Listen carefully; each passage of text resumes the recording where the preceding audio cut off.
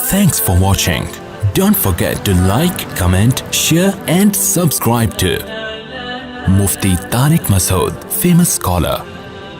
حضرت عائشہ سے پوچھا گیا رضی اللہ عنہا سے کہ رسول اللہ صلی اللہ علیہ وسلم کے اخلاق کیسے تھے، تو آپ نے کیا فرمایا؟ قرآن، یعنی چلتا پھرتا قرآن. اب آپ مجھے بتاؤ، قرآن پہ عمل کرنا آسان ہے؟ لوگ کہتے ہیں نا مشکل ہے.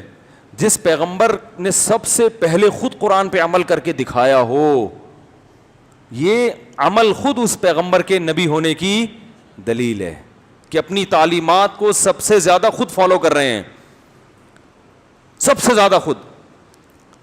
تو انہی تعلیمات میں قرآن نے چونکہ بار بار یہ بات کہی ہے کہ دنیا مسافر خانہ ہے، دنیا دل لگانے کی جگہ نہیں ہے، تو اس پر سب سے پہلے عمل کس نے کیا؟ رسول اللہ صلی اللہ علیہ وسلم نے.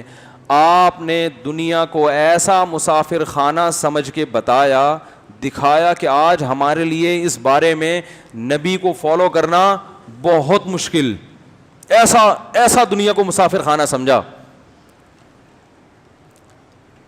حضرت عمر رضی اللہ تعالی عنہ جاتے ہیں رسول اللہ صلی اللہ علیہ وسلم کے پاس، تو آپ کے جسم مبارک پر چٹائی کے نشانات، کھجور کی چھالیں ہوتی تھیں، کوئی گدا نہیں، کوئی نرم بستر نہیں.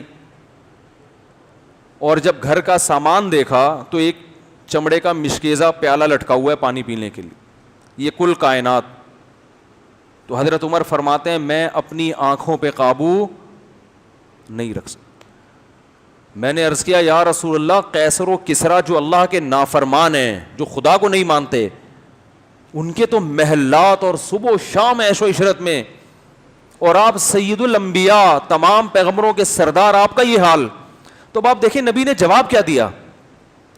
ہمارا کوئی مرید آئے ہمارے پاس اور ہماری غربت دیکھے، اور میری تو غربت نہیں الحمدللہ، اللہ کا دیا بہت کچھ ہے، فرض کریں غریب ہوتا میں اور کوئی مرید آتا، مفتی صاحب یار آپ کے گھر میں یہ ٹوٹی ہوئی چارپائی، آج کسی پیر کے گھر میں کوئی مرید چلا جائے نا، آپ کے گھر میں صوفہ نہیں، چٹائی پہ بیٹھیں گے، ویسے تو بڑے بڑے سفر ہو رہے ہیں، تو میں فوراً رو پڑوں گا نا، اپنے اس مرید سے پھوٹ پھوٹ کے گلے مل کے رو پڑوں گا. بھائی کیا بتائیں یار، یہ تو بس دنیا ہے جو دیکھ رہی ہے ہمیں چمکتا ہوا، اندر کے حالات تو آج تمہیں پتہ چلے ہیں، اور بس کیا کریں بھائی، اب کسی کو بتا بھی نہیں سکتے. سفید پوش یہی تقریریں ہو جائیں گی نا. میں کر نہیں رہا یہ تقریریں، مثال دے رہا ہوں، کہیں آپ گلے مل کے مجھ سے رونا شروع کر دیں. بھائی بند کریں نا 2 منٹ کے لیے.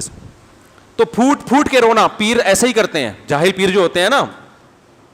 پھر بس کیا کریں، بس اب یہی ہے کہ بھائی اللہ کی طرف سے صبر کرنا چاہیے. آخر میں تقریر جھاڑوں گا کہ دنیا مسافر خانہ ہے، ایسا ہی ہوگا نا.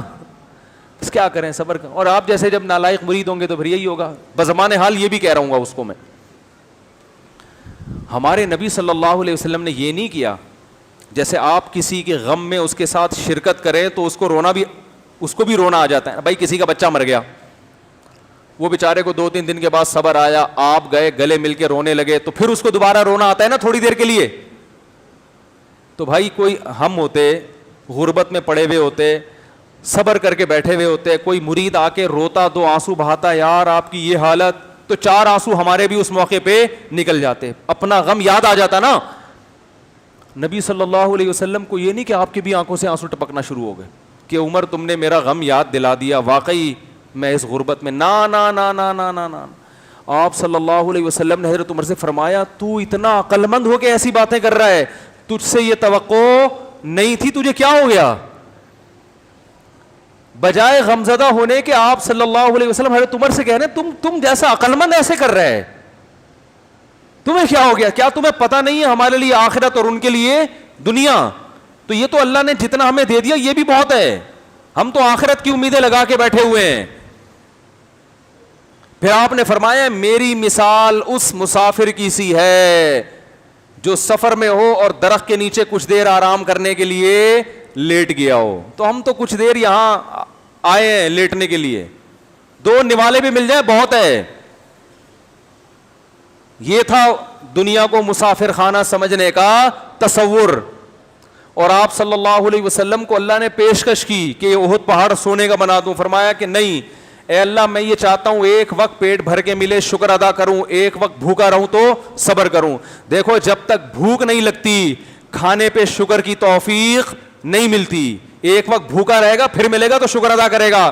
ہم شکر کیوں ادا نہیں کرتے؟ 3 ٹائم توند بھرتے ہیں, ہم نے بھوک اور پیاس دیکھی نہیں ہے, اس لیے ہمیں ہری ہری سوج رہی ہے کہ بحریہ ٹاؤن میں مکان کیوں نہیں ہے, میری گاڑی کیوں نہیں ہے, میرا یہ کیوں نہیں, وہ کیوں نہیں, بچے سٹی اسکول میں کیوں نہیں پڑھ رہے, بچوں کی فیسیں کیوں نہیں جا رہی, کیونکہ توند ہماری طبیعت کے ساتھ بھری ہوئی ہے. غریب کے یہ مسائل نہیں ہوتے. غریب کہتے روٹی مل جائے, روٹی پیٹ بھر جائے بہت ہے. کیا بتائیں یار, واقعات بہت ہیں. ابھی نماز کے بعد جو بیٹھنا چاہیں بیٹھ جائیں, 2-4 واقعات بتاؤں گا انشاءاللہ جس سے تھوڑی سی عبرت کی آنکھیں کھلیں گی کہ مارکیٹ میں ہو کیا رہا ہے. اللہ حفاظت فرمائے ہماری. سبحانک اللہم و بحمدک نشہد ان لا الہ الا انت نستغفرک و نتوب الیک.